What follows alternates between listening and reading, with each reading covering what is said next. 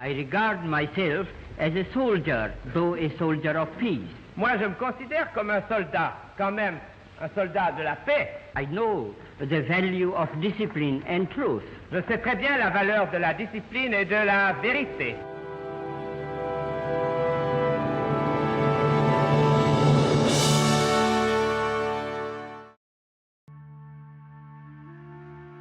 India, a large nation with a long and rich history. This country has seen lots of changes throughout its time. Even though it was great and powerful, it still got conquered by another nation. This nation was Britain. This movie is about a great person who changed the world in the face of a powerful adversary. In 1869, the 2nd of October, a boy was born. His name was Gandhi. Gandhi was born in a privileged family. His father was the chief minister of Porbandar state in western India. Gandhi passed his matriculation exam at Samaldas College in Bhavnagar. His family wanted him to become a barrister because it would increase the chance of him succeeding to his father's post. So in 1888, the decision was made for him to travel to London to study law. He was enrolled at the University College London at the age of 18. After finishing his studies, he returned to India. He had difficulties finding work, but in 1893, he accepted a year's contract of work in South Africa. In South Africa, he experienced racism and segregation firsthand. An incident that was a turning point for him was when he was forced to leave the train because of his origins. Many similar incidents happened afterwards, and these incidents combined made him engage to create a political movement. By this time, he founded the Natal Indian Congress.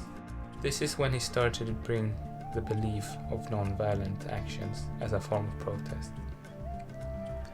In 1916, he returned to India. The situations for the Indians were still the same: racism, segregation, oppression, and no capabilities to influence their political choices. Here he started his practice of non-violence. He encouraged the population, especially on the countryside, to make their changes for the better. This culminated in large protests against the British rule. Gandhi wanted a free India, which resulted in millions of followers. In turn, that led to the Amritsar massacre by British troops. This protest was completely peaceful and non-violent. The protesters were all assassinated by a British gun squad, and even though they could have taken to violence, nobody did. Many of them were shot trying to escape. Approximately 1,000 people were killed. By 1920, he became a dominant figure in Indian politics, and he convinced the majority of the populations to fight for free India in a non-violent way. In 1922, he was sentenced to 6 years of imprisonment. After 2 years, he was released, and then he withdrew from politics. Thereafter, he devoted himself trying to improve the Hindu-Muslim relations, which had worsened. In 1930, he announced a campaign of civil disobedience to lower the tax on salt. He led thousands on a march to the sea so that they could symbolically make their own salt. This was a message to the British government that they had the right to their own country and independence. In 1945, the British government had started negotiations which culminated in division of India, which created 2 new independent states, India and Pakistan. India is a predominantly Hindu-oriented and Pakistan a Muslim state. There was a lot of violence before and after the independence. Gandhi opposed the partition and fasted in an attempt to bring calm to the population. Unfortunately, he did not have the means to reach out to all Indians at the same time and failed to stop the violence. 3 years later, on the 30th of January, he was assassinated by a Hindu fanatic. For many Indians, this was a horrific and extremely tragic event, and millions of people mourned him. A great leader of peace was lost. The legacy of Gandhi still remains today. His views on racism, segregation and non-violence is still seen by many as a way of life that all humanity should strive for. Today many people see him as a role model and a hero. We know this because people all over the world celebrate him by doing movies, reenactments. He even has his own day. Among the leaders influenced by him are people such as Martin Luther King, Nelson Mandela, Albert Einstein, John Lennon, Al Gore and Barack Obama. So, how influential is Gandhi in the world today? Most people know of the name Gandhi and the basic belief of protest through non-violence. Even though there is war in the world today, Gandhi has shown us that there are other ways to solve conflict. He has also shown us that he was only human, and that even though he was a great person, he could not solve all the problems.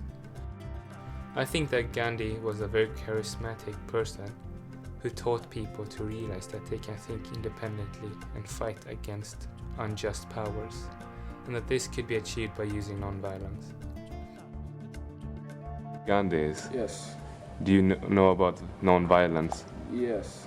Do you believe in non-violence? Yes. Why? It's because violence is bad. Why is it bad? Because it's just bad. People get injured. Do you know about non-violence? Yes. Do you believe in non-violence? Depends on the situation. Why? Well, it depends what the person is doing, the evil person. But, I mean, if you can solve the situation without non-violence, of course, you should do that. But if you need to do violence to stop violence, then I think it's necessary. Do you know what Gandhi is? Yes. Yeah. Do you know about non-violence? Yes. Yes. Do you believe in non-violence? Yes. Kind of. Why? Because I think that if someone hits you, you shouldn't hit them back, because talking is much a better alternative to it.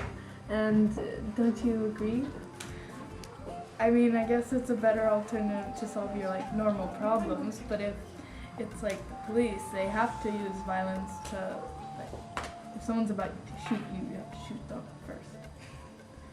Yeah.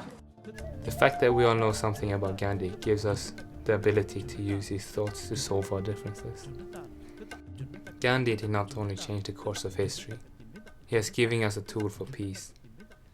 The question is, will his legacy remain in the future?